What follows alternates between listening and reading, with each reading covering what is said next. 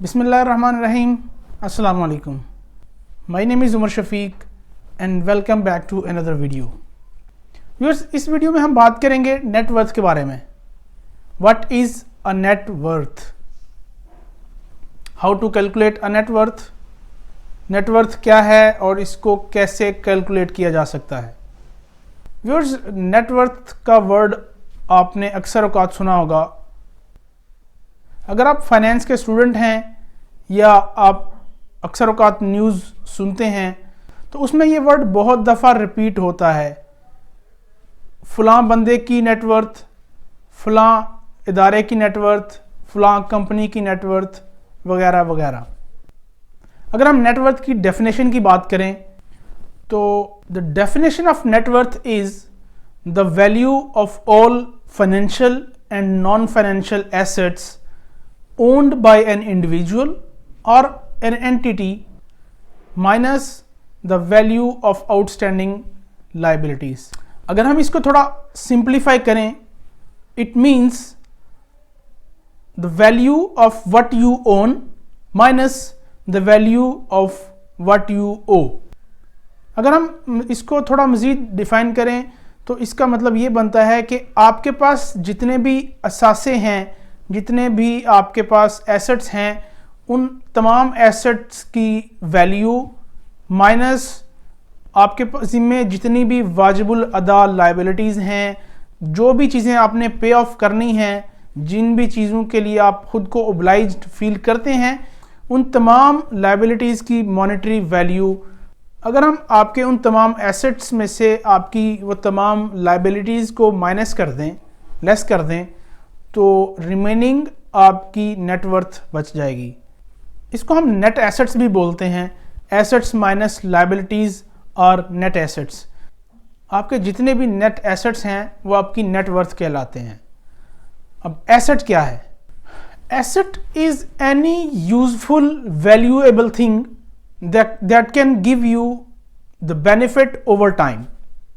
کوئی بھی ایسی چیز جس کی کوئی ویلیو ہے، جس کی کوئی قیمت ہے اور وہ چیز یوزفل ہے، آپ کو بینیفٹ دے سکتی ہے ایک لمبے عرصے تک، مے بی فار 1 month اور 6 months اور a year اور مور دین دیٹ.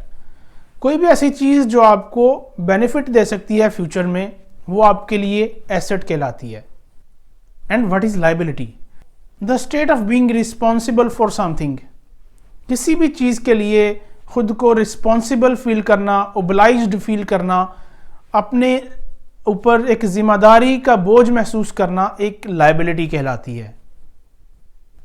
اب ہم ایسٹس کی اور لائبلٹیز کی کچھ مثالیں دیکھ لیتے ہیں.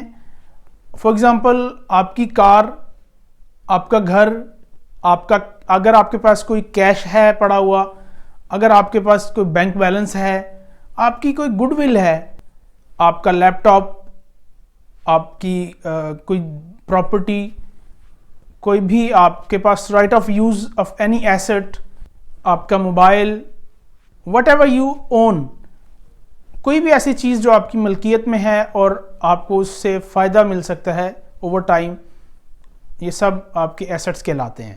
کوئی بھی ایسی چیز جو آپ کے ذمہ واجب الادا ہے، آپ کی لائبلٹی کہلاتی ہے. فار ایگزامپل، اگر آپ کے ذمے کوئی لون ہے، آپ نے کسی بینک سے یا کسی انڈیویجول سے لون لیا ہوا ہے، آپ نے وہ پے آف کرنا ہے. کوئی بھی مورٹگیج، کوئی لیزڈ ایسٹ ہے تو آپ کے ذمے اس کے اگینسٹ کچھ واجب الادا اماؤنٹ ہوتی ہے، اس کی کوئی مانیٹری ویلیو ہوتی ہے جو آپ نے پے آف کرنی ہوتی ہے. آپ کا کریڈٹ کارڈ، اس کے اگینسٹ اگر آپ نے کوئی پیمنٹ کرنی ہے، وٹ ایور، کوئی بھی ایسی چیز جو آپ کے ذمہ واجب الادا ہے، آپ کی لائبلٹی کہلاتی ہے.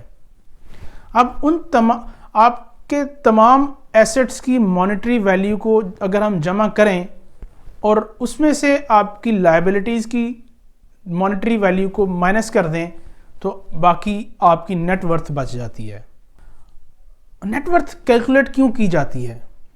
ایکچولی نیٹ ورتھ کسی بھی انڈیویجول یا کسی بھی اینٹیٹی کی فائنینشیل پوزیشن یا اکنامک پوزیشن کو ڈپکٹ کرتی ہے. نیٹ ورتھ بتاتی ہے کہ فلاں انڈیویجول یا فلاں کمپنی کی فائنینشیل پوزیشن یا اکنامک پوزیشن کیا ہے. اب اس میں جو تھوڑی سی ٹیکنیکل چیزیں سمجھنے کی ہیں، وہ یہ ہیں کہ کوئی بھی ایسٹ ہے یا کوئی بھی لائبلٹی ہے تو اس کی ویلیو اوور ٹائم چینج ہوتی رہتی ہے. لائبلٹیز کی یا ایسٹس کی مانیٹری ویلیو سیم نہیں رہتی. فار ایگزامپل اگر آپ کے پاس گاڑی ہے، آج وہ 5 لاکھ کی ہے تو 6 مہینے بعد یا 1 سال کے بعد وہ 5 لاکھ کی نہیں رہے گی. ممکن ہے اس کی قیمت کم ہو جائے یا ممکن ہے اس کی قیمت زیادہ بھی ہو جائے. اسی طرح سے اگر آپ کے پاس پراپرٹی ہے، گھر ہے یا کوئی پلاٹ ہے تو پاسبل ہے کہ 1 سال کے بعد اس کی قیمت ڈبل ہو جائے. اگر آپ کے ذمے کوئی لون ہے تو 1 سال کے بعد وہ اتنا ہی تو نہیں رہے گا، ممکن ہے آپ نے اس میں سے کچھ پے آف کر دیا ہے تو آپ کی وہ لائبلٹی کی ویلیو کم ہو جائے گی. اگر آپ نے مزید لون لے لیا تو اس کی ویلیو بڑھ جائے گی. اس طرح سے ایسٹس ری ویلیو ہوتے رہتے ہیں. ایسٹس کو مختلف اوقات میں ری ویلیو کرنا پڑتا ہے. تو اگر آپ کے وہ ایسٹس فار ایگزامپل پچھلے سال 10 لاکھ کے ایسٹس تھے آپ کے اور 5 لاکھ کی آپ کی لائبلٹیز تھیں تو 10 میں سے 5 لاکھ ہم مائنس کرتے ہیں تو 5 لاکھ کی نیٹ ورتھ آپ کی بنتی ہے. اور اس سال اگر ہم دوبارہ کیلکولیٹ کریں تو آپ کے ایسٹس ممکن ہے 10 سے بڑھ کے 15 لاکھ کے ہو چکے ہوں گے. آپ کی اگر کوئی پراپرٹی کی ویلیو بڑھ گئی اور آپ کی گاڑی تھی، آپ کی اس گاڑی کی قیمت کم بھی ہو سکتی ہے تو آپ کو ان تمام ایسٹس کو ری ویلیو کرنا پڑے گا. ری ویلیوڈ ایسٹس اور ری ویلیوڈ لائبلٹیز کو آپس میں نیٹ آف کریں گے تو ریمیننگ آپ کی نئی نیٹ ورتھ آ جائے گی. نیٹ ورتھ کو کیلکولیٹ کرنے کی کچھ وجوہات یہ بھی ہو سکتی ہیں. اگر کسی انڈیویجول نے کسی کمپنی میں انویسٹمنٹ کرنی ہے تو اس کی نیٹ ورتھ دیکھ کے، اس کی فائنینشیل پوزیشن دیکھ کے انڈیویجولز یہ ڈیسائیڈ کرتے ہیں کہ ہمیں اس کمپنی کے شیئرز خریدنے ہیں یا نہیں خریدنے.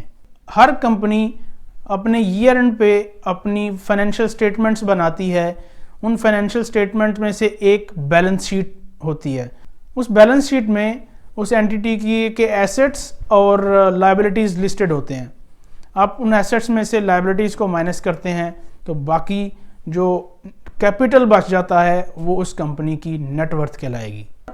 کسی انڈیویجول کی نیٹ ورتھ کا اگر آسان اندازہ لگانا ہے، اگر آپ ایف بی آر میں اپنی ٹیکس ریٹرن جمع کرواتے ہیں تو آپ کو اس ٹیکس ریٹرن کے ساتھ ہر سال اپنی ویلتھ سٹیٹمنٹ بھی فائل کرنی پڑتی ہے.